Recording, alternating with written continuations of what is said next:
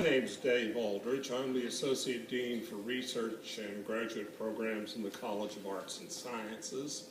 To give you some idea of my credentials, this is my 33rd year at A&T. I started as a visiting professor in 1980, so I've been here a long time. Prior to that, I was in graduate school. My PhD is from Syracuse, where I spent 4 years. My master's degree is from the University of Texas at Arlington. I spent 6 years as a graduate assistant, and I can vouch for it will probably be the most valuable experience you will have probably in your life, to be perfectly honest. I learned more of what I know how to do as a graduate assistant than I did in any other aspect of my education. So please take your assistantship seriously. The other part of this is I'd like to ethics is how we treat one another and how we treat how we treat others. Your scope for being ethical or unethical is about to greatly expand. You are about to be the person in charge of at least a small kingdom. Some of you will have, teaching assistants typically have larger in-charge scope than research assistants, but you're about to enter the part of your life where instead of always taking the orders, you're about to start giving them, which greatly expands the need to be conscious of ethical behavior. I'll apologize in advance if this sounds a little preachy, but ethics is the proper subject of preachers, so I'm afraid it's somewhat unavoidable. Ethics and values. They're two terms that are sometimes confused. Ethics can be thought of as guideposts that guide right and proper behavior. Ethics aren't values, and values aren't, ethics can be a value if you take them, but values are what we put first and foremost in our lives. They determine how we actually behave. In this society, the primary determinant of behavior is not ethics. It's what? Money, yeah. You may value aesthetics. You may value your next date. Most of what we value has nothing to do with ethics, and that's the central barrier to behaving ethically. The primary purpose of this presentation is to provide some practical ethical guideposts and ethical values for life in academia as a student, as a teacher, and as a researcher. As I emphasized when I got here, you can be hugely successful and behave unethically. You just can't stay anywhere very long. Because once your colleagues don't trust you anymore, your success evaporates. So if you want to be someplace for a long time, be in a relationship for a long time, I'll ask you to consider the following. As a student, you have an ethical responsibility to develop scholarly competence. You're graduate students. You're the creme de la creme. We expect you to want to master the material we put in front of you. We want you to become proficient in it. Your future employers will expect you to be proficient in it. You have an ethical responsibility to conscientiously prepare and organize for class, assignments, and examinations on a timely basis. That includes regular attendance as required by your professors. Pretty simple.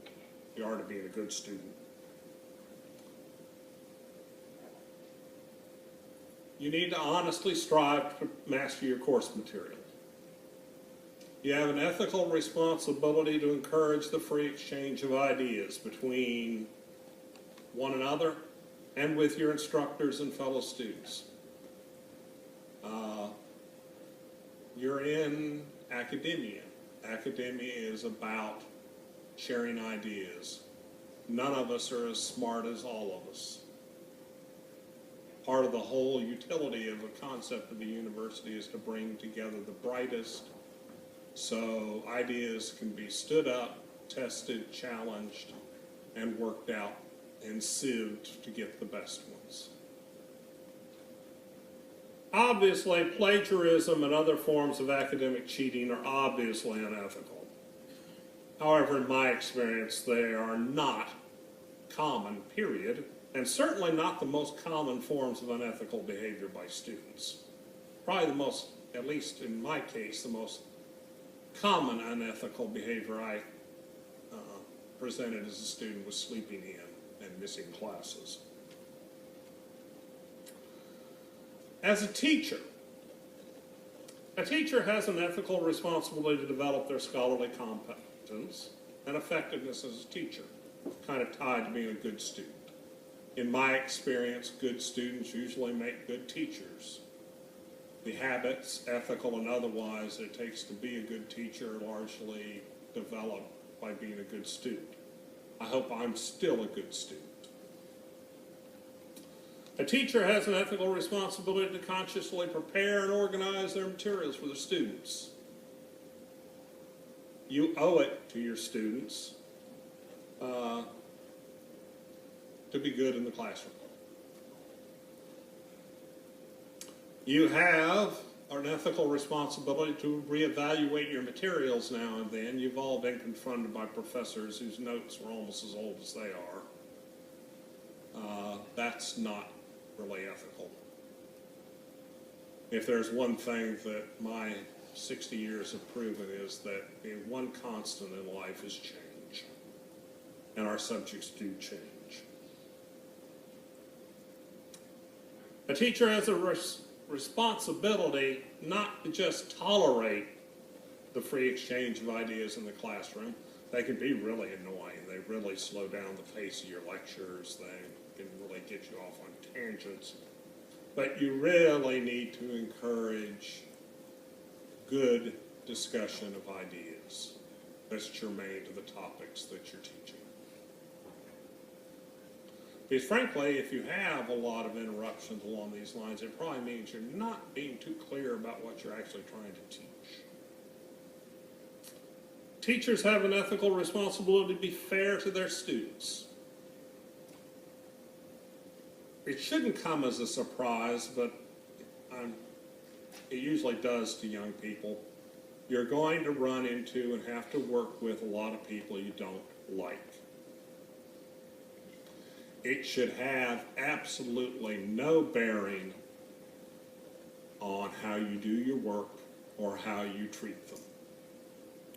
And if there's one hallmark of a professional, it's their ability to get along with and work with and get the most out of difficult people. So if you want to hone one skill as you proceed through graduate school, focus on the people you'd rather not focus on and develop a relationship that works. Inequality in treatment of students and their exploitation for private advantage is simply unethical. Having students clean out the gutters of your home is unethical. Treating one student differently, for instance, offering tutoring to an attractive person in your class because you like them better than you like the others is unethical. If what you do for one student, be prepared to do for all. A teacher must keep confidence all privileged information. There are federal laws on this one.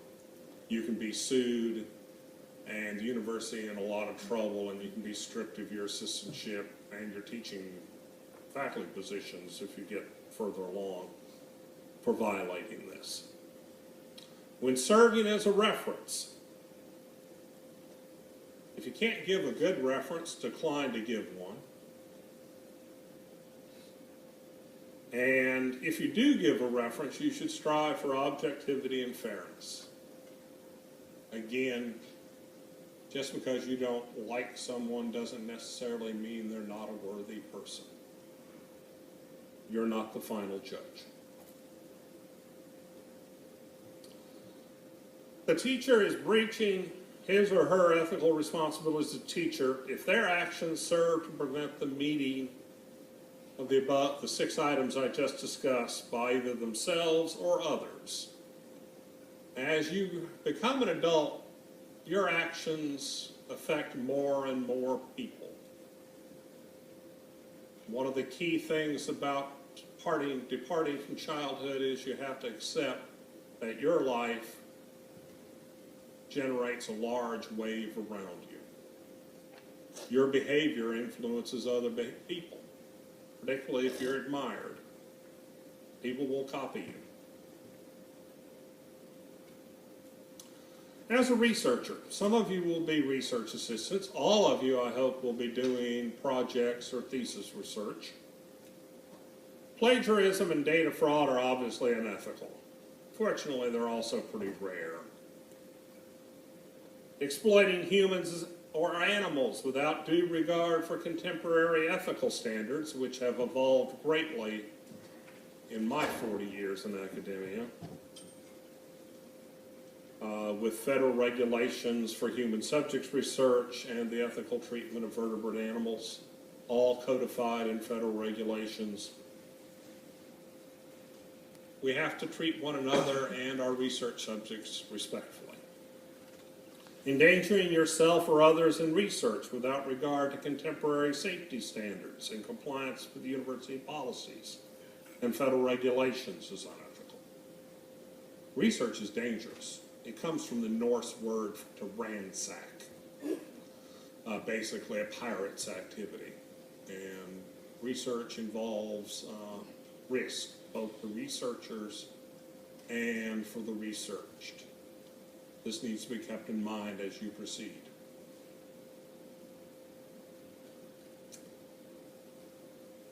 As a colleague, this is probably the toughest one. You have the ethical duty to defend the right of your colleagues to academic freedom. If we don't hang together, we will surely all hang separately. You should treat your colleagues respectfully. Collegiality demands consideration, fairness, objectivity, and tolerance when interacting with colleagues.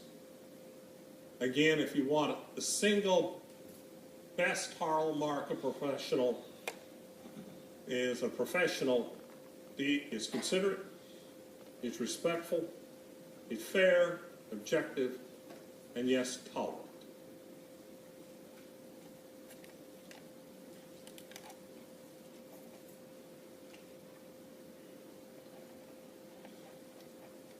Probably the hardest one because human beings love to gossip. Men probably more than women, actually. It's unethical to fail to respect confidential information that you gain, either about students or colleagues. Really, however you obtain them, whether it's review of the type of documents that Dr. Boyd Williams was just talking about, assessment documents or whatever, grades. Failure to acknowledge the contributions of colleagues to your lectures and publications is inappropriate. It's unethical to exploit the unpaid work of a colleague. You need to remember graduate students are paid.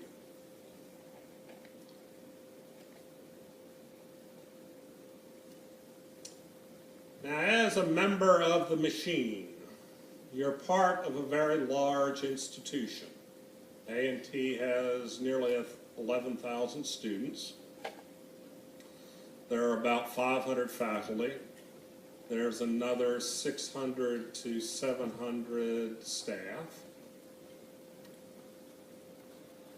You're part of the machine and you have responsibilities to it. It has responsibilities to you.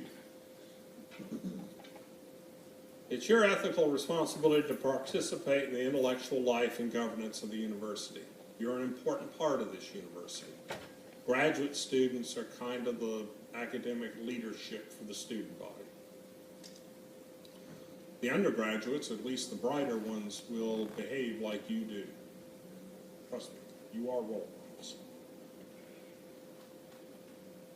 It's your ethical responsibility to abide by university procedures and policies that allow the university to operate smoothly. Albeit they can be really irritating. Sorry. It's also your obligation as a member of the university to work through the university's governance and administrative structures for the procedural and policy reforms when they are needed. If you don't like something, please bring it to our attention. If something obviously does not work the way it should work, let us know. Let Dean Sorin know. Let Dean Boyd Williams know. We're not here to thwart you. Sometimes we just don't know. Sometimes we just can't figure out how to fix it.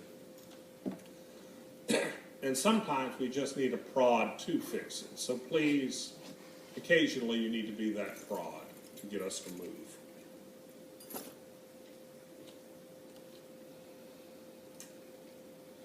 Something that happens rarely, but it's really annoying when it does. You may have at some point in your life had a teacher disappear unexpectedly in a semester. It never works out well.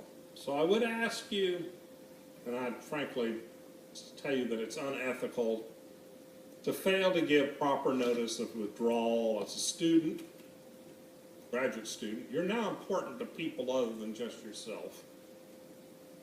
Or resignation of a teaching appointment as a graduate assistant or a faculty member. We have responsibilities to the larger world. And abrupt departures, particularly of teachers from classes in the middle of the semester, is very problematic for the students. Okay. Now we'll get into some specifics. Those are the general guideposts of things to watch out for. A common ethical issue is something that's called a conflict of interest. A conflict of interest is a situation. It's not necessarily have anything to do with wrongdoing. It is simply the confluence where an individual's actions in a primary interest, like being a teacher of a class or being a supervisor of a graduate student or being an administrator, may be biased by a secondary interest. Personal gain, money is always an issue. Personal interest due to relationships. Again, a conflict of interest is a situation. It does not necessarily indicate wrongdoing. The first thing to remember about conflicts of interest is they are completely and totally unavoidable. I don't care how careful you are, unless you're going to go live on a cave at the top of a mountain and not interact with anybody, there will be conflicts of interest. You will deal with them all of your life, whether it's when you have 2 children and, big conflict of interest there is you have 2 of them. You're going to like one of them more than the other. I'm sorry.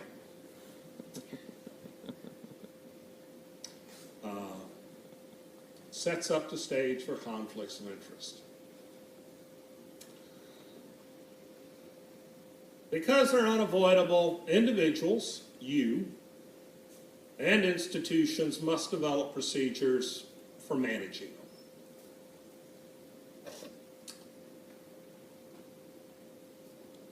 The risk for conflict of interest situations is the possibility, and just as important, the appearance, the perception among others, of improper decision-making due to personal bias. How many people here don't think they have any personal bias? Oh good, you're at least self-aware. We all have personal bias. Even where there's no wrongdoing and no improper decision-making, the perception of conflicts of interest can undermine an individual and or the institutional authority. So, how do you deal with them? The first thing is, with a conflict of interest, is you disclose it. First to yourself, and then to your superiors. There are a whole lot of management processes for conflicts of interest. The simplest is to simply get yourself out of it and recuse yourself of the decision making. When you can't do that, and you often can't, you bring in a third party to monitor what you're doing. Organizations will have organizational and personal ethics codes to guide people on how to proceed through them. We have a lot of them here at A&T. And finally, the most important thing is personal vigilance. Keep evaluating what you do and why you do it. I've had a successful 33 years at A&T. I think it's largely because I'm very vigilant about how I behave towards others. Like most ethical problems, managing conflicts of interest usually involves choosing between alternatives. What values are useful in guiding the decision-making between these alternatives? Well, I'll offer the following modest list for you to consider. You can think of these as values, actually. First and foremost, we all admire people that are trustworthy.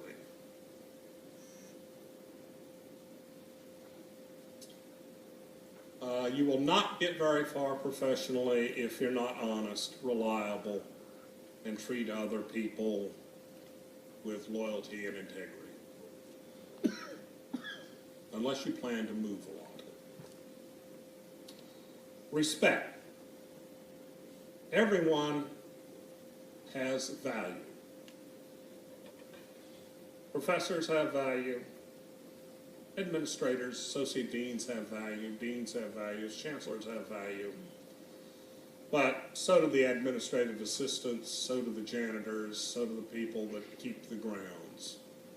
Everyone has value. They all have their lessons. It is important to treat everyone with civility, to respect their autonomy, and to tolerate their failings as we expect others to tolerate ours. Responsibility. When I first interact with new subordinates, the first thing I establish is I'm not interested in dinging people for their mistakes. I establish the only people that don't make mistakes are people that don't do anything. And I don't want students or subordinates not doing anything. What I do expect is the people accept responsibility for their mistakes or errors in judgment and do something about it. I'd kind of like to also see that they don't keep making the same one all the time.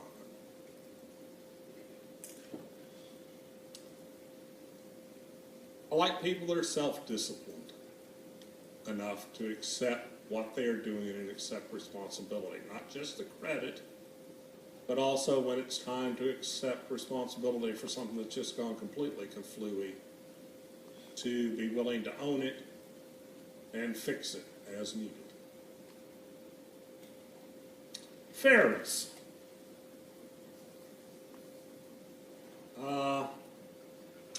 If there's a central key to successfully interacting with other people, it's fairness. People react very badly to being treated unfairly. In the end, they will go to the streets and throw bombs.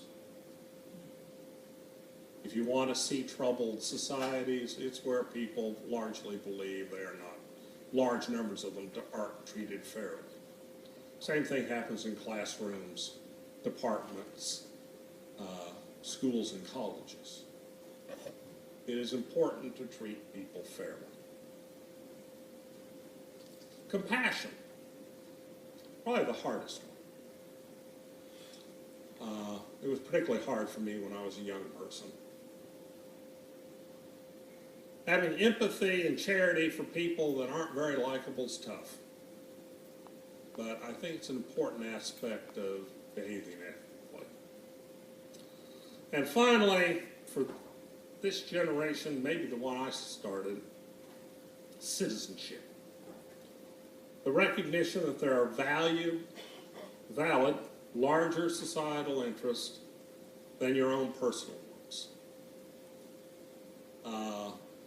I constantly have to deal with students whose basic value is they're the only thing of value in the room. That's not a good starting point for treating other people ethically. Are there any questions at this point? I'd like to give some practical examples of the application of some of this. Case one, you'll get here either a thesis or a paper or a project. Your advisor decides, and we often do, he wants you to include a chapter on a problem you have not worked on. An internet search helps you find a simple solution. It's been worked on before and there are already good results for it. You can either inform the advisor that the problem has already been solved, or you can adapt the previous published material directly into your thesis without giving any credit to the author. I hope this is the easiest one. What do you do? We have to cite the author. Hmm? We have to do the citation to the author. Cite it and give credit.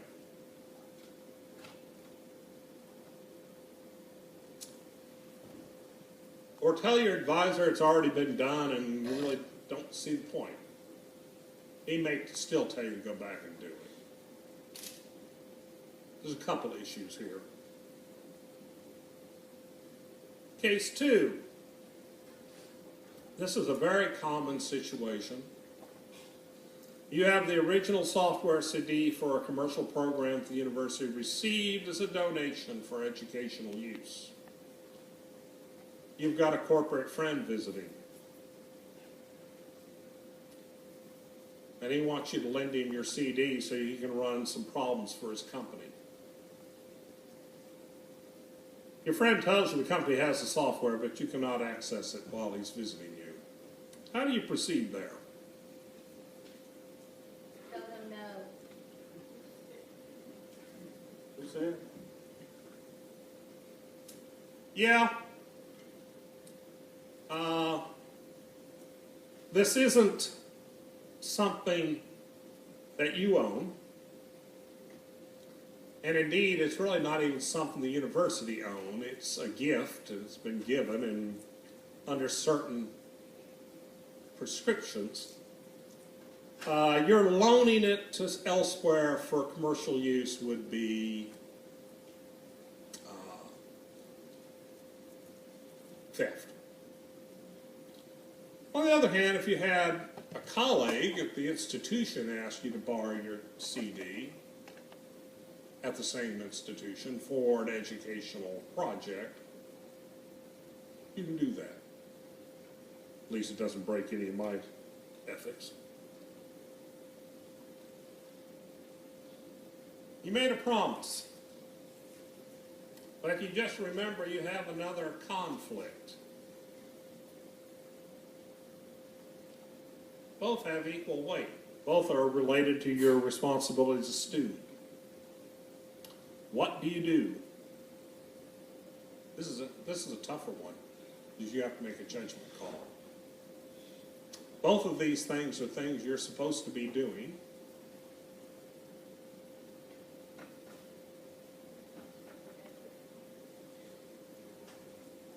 You've all been there, I think, haven't you?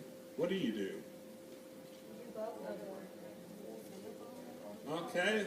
The obvious answer is, if this school project's probably on Saturday, so you just work on the other one on Sunday.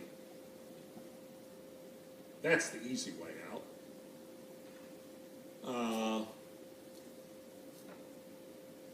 What if time constraints limit you to choosing one or the other? Yes. You can talk to your professor. Excuse me? You can talk to your professor. That's where I would start. If you've got to weasel out of something, let's not be a weasel about it. Let's just be honest and upfront about it.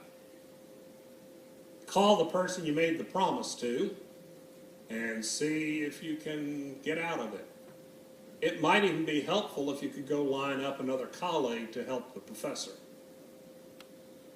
Sometimes you have to be creative solving ethical problems. If you can line up another student to help him, he's probably going to jump at that. He wants you to get your work done. Alternatives. What I'm trying to introduce you to is, in real life situation, they're just alternatives. Good ones and bad ones. A bad one would be to simply not show up and let your professor go alone. Probably a very bad decision. A lot of students do it, however, because they don't want to confront that they've messed up their schedule. Again, responsibility. Own your mistakes. Try to fix them if you can. And this one should be fixable. We all have another thing, it helps to have friends that can cover for you.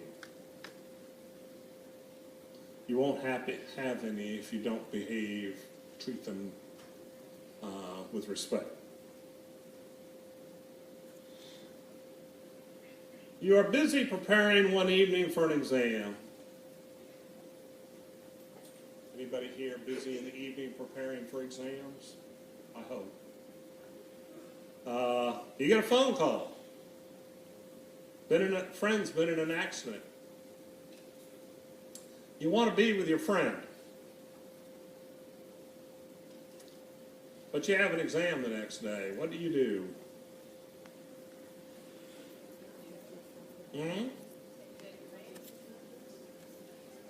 Yes. It depends on what kind of friend it is. Good looking or bad looking?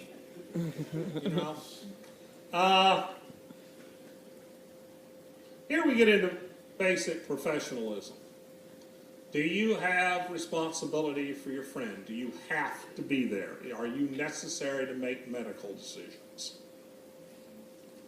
Now, if that's true, maybe you're a guardian for somebody. That professor will excuse you. On the other hand, if you're hand-holding a friend, the professor probably won't excuse you. Your first responsibility is to the exam. But again, this is your decision. You might try calling the professor, but if it's late at night, I wouldn't advise it. But the exam's not going to take 24 hours, so you can finish the exam and go visit your friend. Do not let day-to-day stuff generate excuses for you.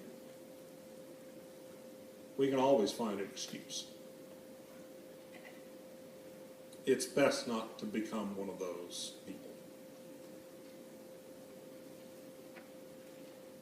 Now here's a pretty common one for young TAs. Been there myself. Student you like asks for tutoring outside of class. You have declined other such requests from your students for such outside assistance on the legitimate grounds you lack the time to offer such assistance. What do you do?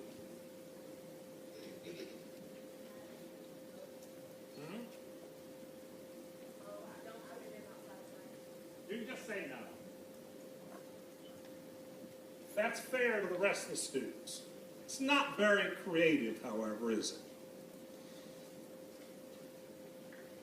You can't ethically offer her tutoring. You've denied it to others, so you're kind of trapped there. What's a creative solution to this problem, other than just no? I hate saying no. I used to be amused when I read cultural studies on the Japanese. Japanese almost never say no to one another. It's very impolite.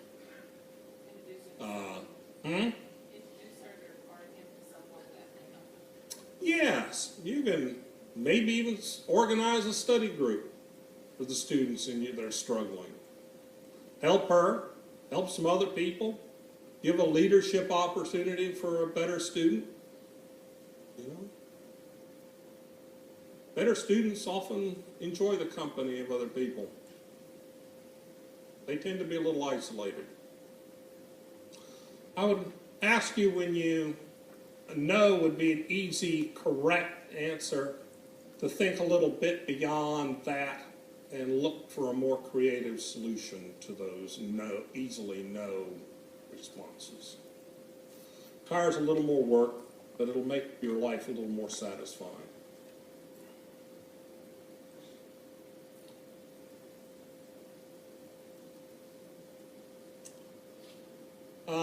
Again, I apologize if this sermon was a little terse, but I hope it's at least got you thinking about your roles that you're going to have as you approach your stay here at A&T and beyond. I firmly believe the considered approach to life where ethics stands as a personal value for something that you cherish is the best path to a rich life. There are other people that think otherwise. Some of them more successful than I am. So, please consider my musings, and I wish you the best in your graduate studies here at A&T and in your role as a graduate assistant. Again, I found it one of the most rewarding experiences of my life, and I hope you do too. Thank you.